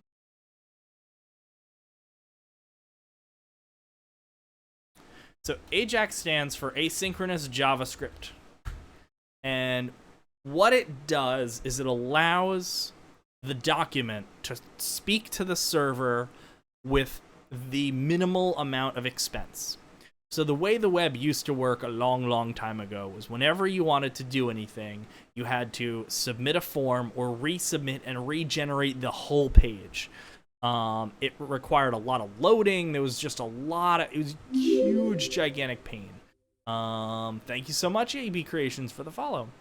The web was very static and very much the best way of putting it is you had all your information on a little card, and it was on your head, and you literally had to go door to door and be like, here's my information, can you update? Here's my information, can you? And it was just, yeah. So what Ajax does is Ajax literally just calls a special script, or calls whatever you want it to, gets just the data you want, and then it processes it. So it saves a huge amount of loading time. It is just wonderful and amazing. But that's what Ajax is. It basically allows you to keep connecting to the server. Okay. So Ajax is pretty simple. You have a URL, and in this case, we're going to do API create user.php. You have a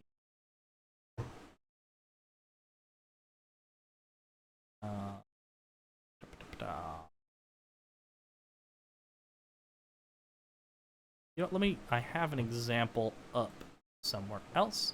Let me just quickly open it. Just because I normally copy paste and edit this. So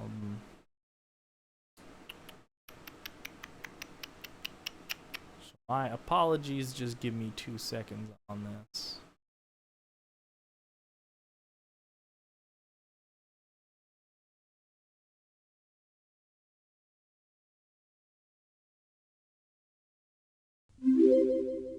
Hey, thank you so much for the follow. I greatly appreciate that. All right, Ajax. Okay, so you have a type. There are two types of requests you can make. There are gets and posts. Dong, I will be using. I will be streaming this every Tuesday and Friday. Tuesday and Friday, 9:30 p.m. Eastern to till the mid.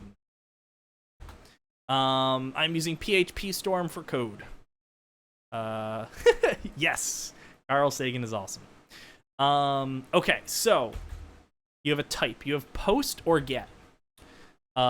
Get uses get is puts the parameters in the URL, and it basically it's if only if you really need to use get, use get. Otherwise, use post. Post allows a lot more data. It allows more data and better. Just use post. I think it needs to be lowercase. All right. Then you have data. Your data is what you're sending. So in this case, we'll be sending email. And it's going to be our sign up email.val. We're going to do a password, which is sign up password.val. And then we have a character name, so name sign up name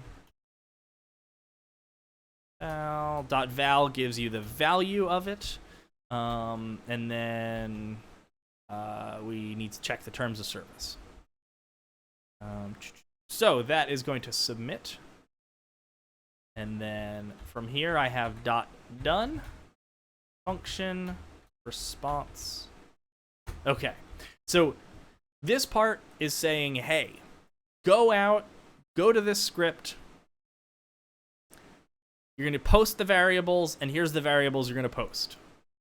And then it's going to get, when it's done, so when the response comes back and is there, I'm going to do a new function, and I'm going to pass it response. Response is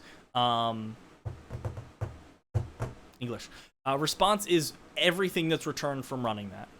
So my response, I'm going to then, in this function, response equals dot parse JSON response. So now I'm going to want whatever return to return back in JSON. JSON is JavaScript object notation, which is basically just a clean way of making a JavaScript response. And then I want to if response dot errors alert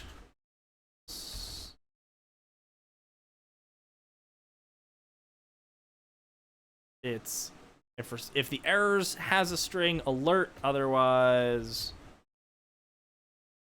else alert you are in all right, let me just get caught up a little bit on chat.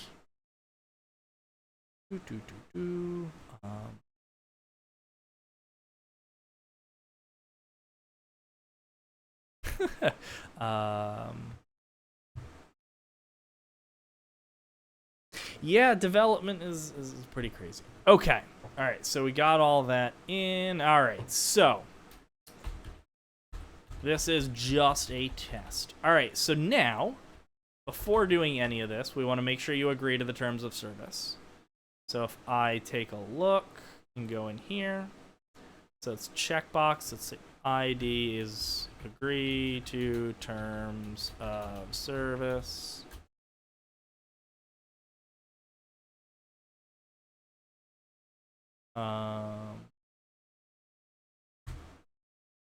Smooth Dog, not sure who you're answering, but yes, I do this for a living. Technically, I'm in technology management, so I other people do it for me, but I guide them and tell them how to do it. So I've done this for a living for a while. Okay, I need to go. Okay. if, whoop, all right, so agree to terms of service dot is checked. So if it's not checked, so if they have not agreed to terms of service, then return false. Alert. You must agree to terms of service.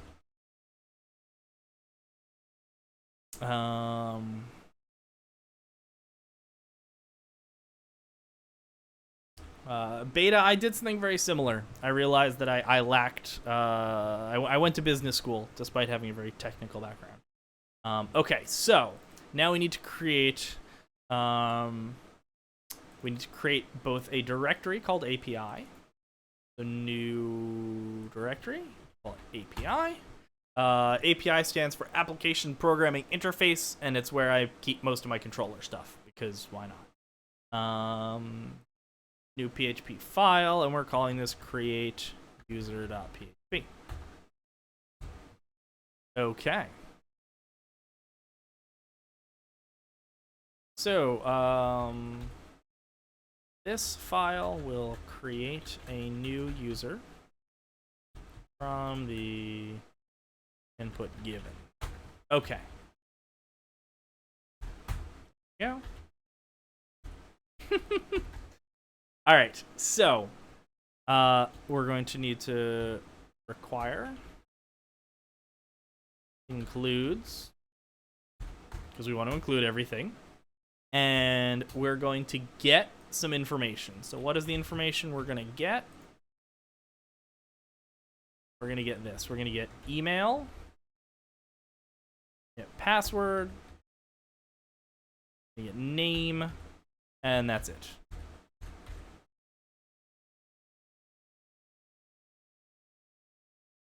With an API running all the data. Well, there is an API. Someone could technically take all of this and write their own front end. They're more than welcome to. Okay, so email equals post email. So as we were talking before, there's two ways to do things. Hi, Jacksack, how are you? You can use post or get. And this is an API, so you're welcome to do this. So this is using post. So post is what you're going to use to get variables. If it was get, you would use get. That's the only major difference if you're not doing anything too crazy between post and get. So post password and name equals post name. All right. So now we have the three things we need. And we're going to try and create new user. So user equals user, create new user. Now in this case, we have email, we have password, name, and then we have all these other things. So, oh, yeah, no, I'm not going to go that crazy. That's not necessary. All right, so let's just zero out everything. And then we will add those in later. Okay, so now at this point, we're going to add one new thing to the little craziness. My apologies, I have bad posture, so I'm constantly readjusting. Yeah, you could definitely do that, Beta. Give it time, buddy. Give it time. Hey, that's awesome. Jacksack, thank you very much. I greatly appreciate all of your effort with the with Night Dev. I have a bot myself, which allows me to do silly things like this. Which allows me to do things like this. But otherwise, I do appreciate. Really? Not gonna work. Is Loonbots in here? Why did that not work? Broccoli! Broccoli! But yeah, I can access my soundboard so that people can do that. We have suggestions. We have some other fun jazz going on. But yes, I greatly appreciate that Nightbot and all that. And some of the other things that Night Dev does. Okay. So now what we're going to do is... I actually love the bot, so don't worry about me. But you guys do Twitch alerts as well, which is just thank you very much. I have donated, not nearly enough, but I have donated. I know why it's not working anymore. Sounds isn't working because I redid my Apache server. I redid the Apache server so it would work with this. Okay. So then I will need to fix that. No worries. Let's send a reminder to myself. Fix soundboard. Because it was running through BTTV, wonderful. I love love BTTV. Okay. So yeah, so the last thing we're gonna do is I'm gonna introduce the session. Now the session is a server-side storage. And basically what it allows you to do is normally page to page to page to page, the browser knows nothing about you. All it has is this unique ID, and you're saying, hey, I'm requesting something. So every time you request a page, it's literally like it's like you went to a completely new store. So it's like, you know, walking into the GameStop at your local GameStop and then walking at a GameStop 6 miles away or 10 miles away. They have no idea who you are. You just have you. So what the session does is it allows you to store things across the user's session, the ability to do that. So what I'm going to do is, in my includes, I'm going to do something called session start. And what that does is it says, hey, and it creates a session. So then I'm going to do user equals null, and if is set session underscore user, then user equals session, and I think that's how I want to do it. Yes. Don't worry about this too much. What this means is this variable is directly accessing this. Yeah. So if I go back to my create user, now that I have a user, I'm going to see if user triple equals false. So remember we had the case here where in create user, it'll return false if a user ID already exists. If it equals false, then, so let's make a return array. So return errors equals a user with that email already exists. Yes, dark mode. Although now there's a dark mode in regular Twitch. So, alright. So if my user is false, so if we failed to load the user, then return errors with that. Otherwise, else, so if our thing is right, then return errors equals. So empty string for errors and session user equals user. So we're taking the session and saving it to we're taking the user and saving it to the session. Why use chatty now? So I'm glad that I get at least the BTTV emotes. It allows me things like this. And my Wiz Brock and Wiz Kono. Alright, so we're going to do that. At the end, we're going to echo JSON encode return. So what this is going to do is take our array and turn it into an object and send it. So that's going to be the response. So our response is either going to be a user with that email already exists or nothing. At some point, we should probably send a little more than that. Yeah. So now we go back to here. So if we go back to here, if there's anything in the errors, respond to them. Otherwise, say you are in, and then we need to do something about that. So for now, let's just make sure things break appropriately. So if I go here, so if I do loon add the wizard, and that's a name. We didn't add an email, a password, so let's add that because that's important. Sign up password.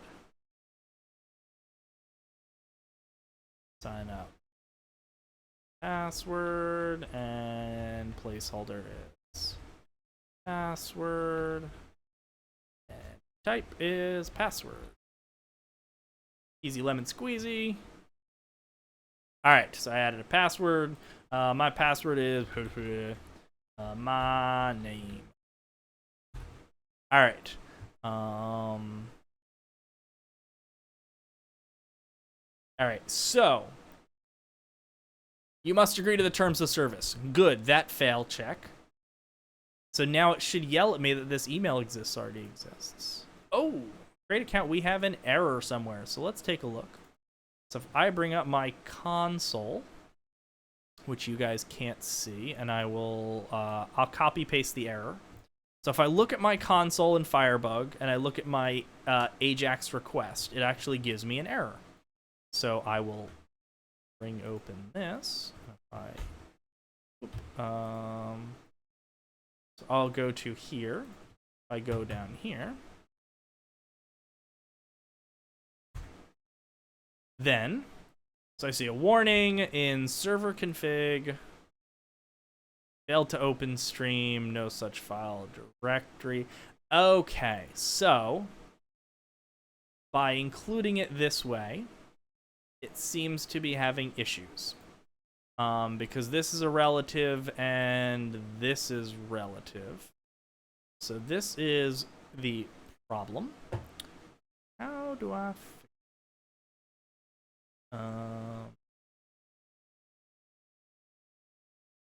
maybe this way? Let's see. Relative paths can get sorry. Okay. So the issue was, if I go back to nope, not that one. So the issue was that my includes weren't including because I have relative paths and relative paths. So I hopefully fix that. And let's bring that back up.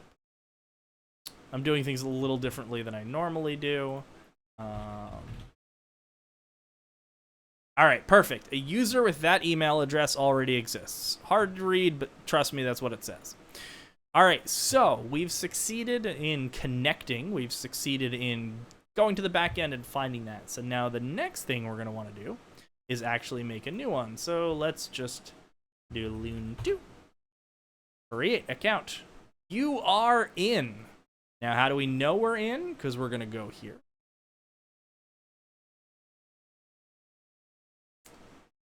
And we're going to take a look at our data. And we've got boom.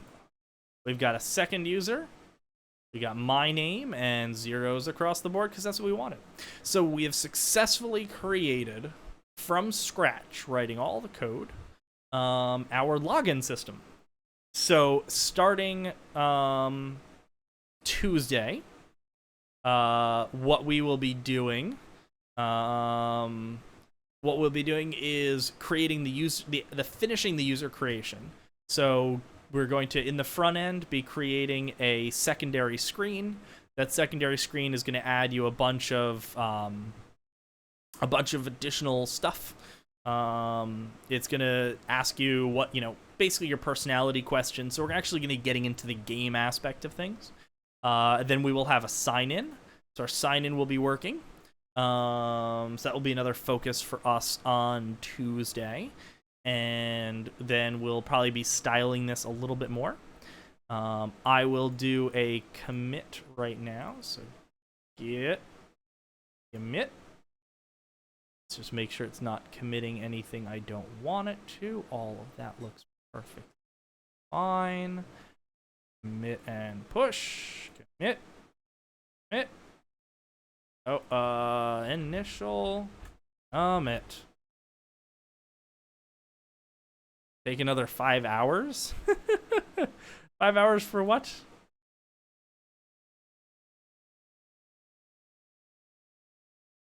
Alright, so we push. Alright, so I'm pretty sure if I copy that, that should bring you to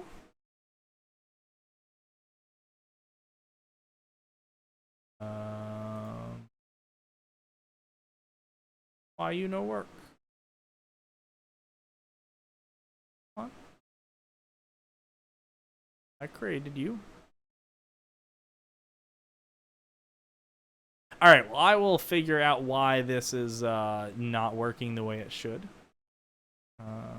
But the code will be available very shortly at some point. Thank you so much. If you aren't already following, please do. I do stream Monday, Tuesday, Friday. Mondays, I run a D&D-like game with a bunch of other fellow streamers that are fun and zany and waney. Oh, okay. Apparently the requested URL had an error. Why did you have an error? Git push. Repository. Push. Push to master. Okay. So apparently 403. I'll have to figure that one out. But once I get that working, then yeah. So thank you so much. Follow if you'd like to. If you'd like to come back and see some more. Otherwise, well, because I'm trying to think it through. So yeah, so that's all. Have a wonderful evening. Have a wonderful weekend. And I will, yeah, so the code will be up there as soon as I get that working. All right. Thank you so much. Have a great